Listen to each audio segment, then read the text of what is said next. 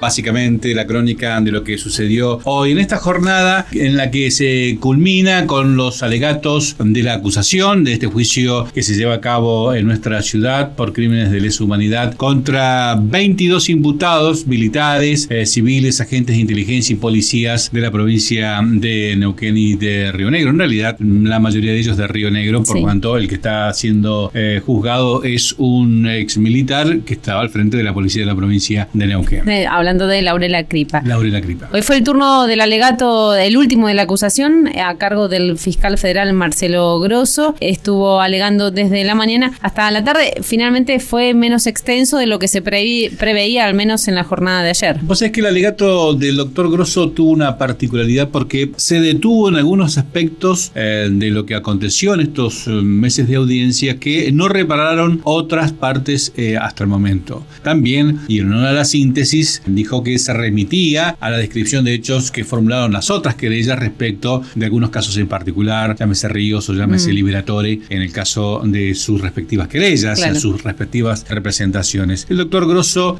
hizo una explicación de el fundamento, digamos, del proceso de reorganización nacional, la dependencia de las policías provinciales subsumidas al mando de las Fuerzas Armadas, la labor de inteligencia, que era indispensable y que fue previa al golpe de Estado del 76, es decir, como un antecedente a lo que después vino con la represión de Estado, es decir, haberse infiltrado en distintos sectores para capturar, secuestrar ilegalmente y llevar adelante los interrogatorios, las torturas y las desapariciones de personas. Grosso también hizo un esfuerzo detenido y detallado de lo que pasó en la comisaría de Chipoleti. Recuerden ustedes que fue lo más atacado por parte de las defensas porque hay denuncias del 2008, de manera que explicó y también creo que logra desarmar la estrategia defensista de Camarelli y de Vitón, quienes fueron los que más declararon en este juicio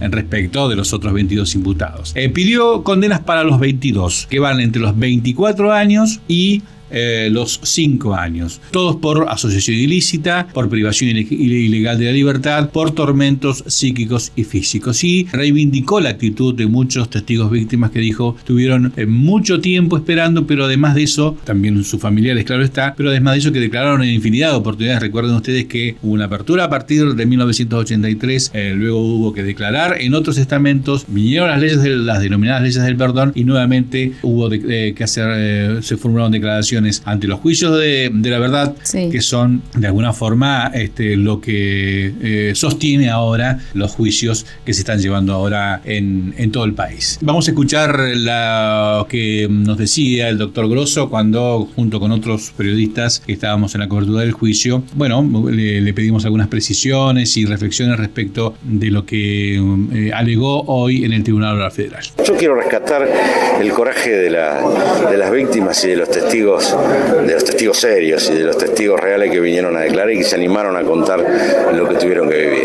Los que no se animan y no quieren hablar más de lo que hablan, bueno, allá ellos, yo no voy a meterme en eso. Pero eso quiero rescatar.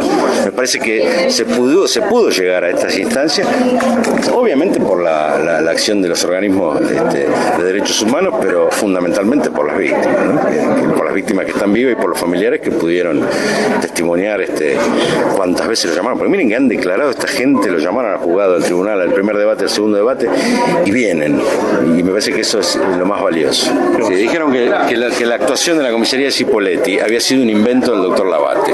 Entonces yo lo que quise decir es que cuando yo estaba como fiscal de primera instancia en Roca y comenzamos las investigaciones, cuando llegan las causas de Bahía, yo imputé a Camarelli, a Quiñones, a Marasco, que fue el comisario que vino después en el 77, por hechos que habían ocurrido en Cipolletti. En ese momento Soto y Contreras no habían denunciado todavía, porque denunciaron con posterioridad, pero la imputación hacia los comisarios, hacia la policía de Cipolletti ya estaba desde antes. Y la actividad de Miguel Ángel Quiñones en todo este aparato represivo ya estaba clarita desde antes que Labate empezara con la investigación. Perdón, Labate no empezó con la investigación. A Labate le llegó esa investigación y la encaminó. Nosotros teníamos nosotros teníamos en la causa de Roca un caso que después se fue al Chaco, hijo, que era el del matrimonio Lauroni, que la hermana de Mónica Almirón, después que los detienen a los dos, va a la comisaría a preguntar y está con los hijos del matrimonio Almirón. Y Quiñones, primero que los atiende y se presenta como oficial de enlace con el ejército, esto dicho por la hermana de Almirón, no solamente se presenta como oficial de enlace con el ejército, y después le dice si tienen pensado qué van a hacer con esos chicos, como dándole ya a entender que esta gente no aparecía más. De manera tal que el invento del abate de la comisaría de Cipolletti y puede pasar por la cabeza de alguno que quiso desprestigiar y desvalorizar los testimonios de Soto y Contreras por el solo hecho de que declararon mucho tiempo después o denunciaron mucho tiempo después de ocurrido. Y esto de denunciar mucho tiempo después de lo ocurrido tiene muchísimo que ver con las capacidades de cada uno y con lo traumático que resultan haber sido víctimas de hechos como esta naturaleza. Hay gente que no lo denuncia nunca, hay gente que no lo declara nunca y hay gente que lo declara cuando puede. Usted nos había comentado en el transcurso del juicio que incluso recibió alguna información de personas que habían sido víctimas pero que no habían hecho la denuncia oportunamente. Exacto, allá en la Fiscalía de Roca, me acuerdo de este momento, un señor creo que era de apellido Carmona, que había sido un empleado de la Municipalidad de Cipolletti, que concurrió voluntariamente a la Fiscalía de Roca a denunciar el hecho que lo había tenido como víctima. ¿Usted consideró necesario también hacer un párrafo sobre las declaraciones de los últimos que declararon los últimos denunciantes respecto de la comisaría de Cipolletti? Sí. Hizo un paralelismo con el libro de una hija no reconocida de Fidel Castro. Sí. ¿Por qué lo hizo? Lo hice porque lo que quise decir es lo que dije en el hasta esos límites llegó la represión de que clasificaba a las víctimas según su condición social. Soto y Contreras han sido bastardeados en esta audiencia por ser negros, por ser pobres, con todo el respeto que me merecen, y por ser los monos que la lina de Fidel Castro habla cuando ingresa a La Habana. Esto con todo respeto, ¿no? Pero estoy diciendo que ese es lo que se piensa. Esta gente no merecía tener justicia, los demás sí. Y fíjense lo curioso de que Camarelli dice hice gestiones por Beba Salto. Claro, era de la familia Salto, no era de la familia Soto. Y Del Magro dice hice gestiones por la familia Segovia. Claro, era la familia Segovia y no era la familia Soto ni la familia Contreras. Este plan hasta esto llegó, ¿no? Hasta de clasificar a las víctimas según su condición social. Lo dijeron acá, el señor Blanco, dijo Vitón, creo que dijo, el señor Blanco dice que me reconoció en la comisaría. El señor Blanco, Soto y Contreras eran esos sujetos. Este mentiroso, le dijo Camarelli, se puso de pie, se levantó de pailo, este es mentiroso. Esto es lo que quise decir. El doctor Marcelo Grosso, minutos después de terminar su alegato, que comenzó un poco después de las 9:30 y que, como les decía, elaboró la estructura no solamente desde el punto legal respecto del argumento que se usó para llevar adelante la lucha antisubversiva, incluso mencionó el decreto de aniquilamiento de la subversión, sino también de cómo cómo fue indispensable una cosa con la otra, ¿no? Es decir, por qué estuvo la inteligencia antes, después por qué se subordinó a las policías provinciales que servían para ir a capturar a sus víctimas, a sus blancos, como él los definió, mencionó el operativo Cutralcó por caso, y que en ese lugar que fueron detenidos y torturados, golpeados, atormentados, y que eso se fue llevado adelante porque había un plan, y ese plan se llevó a cabo para aniquilar el comunismo, lo que expresó Grosso. Nosotros vamos a compartir el domingo algunos párrafos destacados de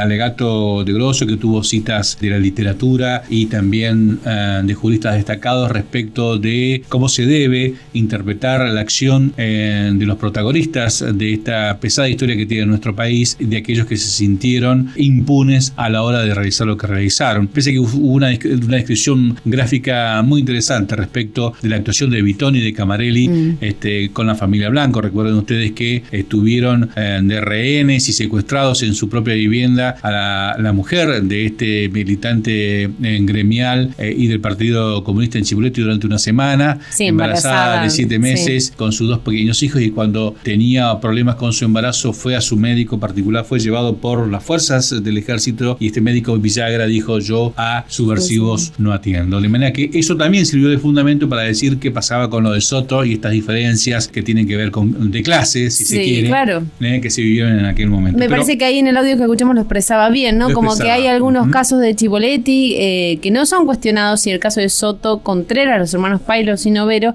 fueron y van a ser en los alegatos de la defensa, me parece que atacados directamente con el objetivo de exculpar a quienes actuaron en la comisaría de Chipoletti. Vamos a terminar este micro con las condenas que pidió el fiscal Grosso al Tribunal Oral Federal. Para Raúl Guglielminetti, Enrique Olea, Hilarión de la Paz Sosa, Oscar Reinhold, Gustavo Vitón, Osvaldo Laurela Cripa, Jorge Molina Escurra, Sergio San Martín, Antonio Camarelli y Miguel Ángel Quiñones, 24 años de prisión. 20 años de prisión para Ricardo Luera, 15 años para Enrique Casagrande y Jorge Gaetani, además de Emilio Sachitela. Solicitó 10 años de prisión para Oscar del Magro, Julio Villalobos, Francisco Oviedo y Máximo Maldonado. Para Saturnino Martínez y Serapio Barros, 8 años de prisión y 5 años para Jerónimo Huircaín y Desiderio Penchulev.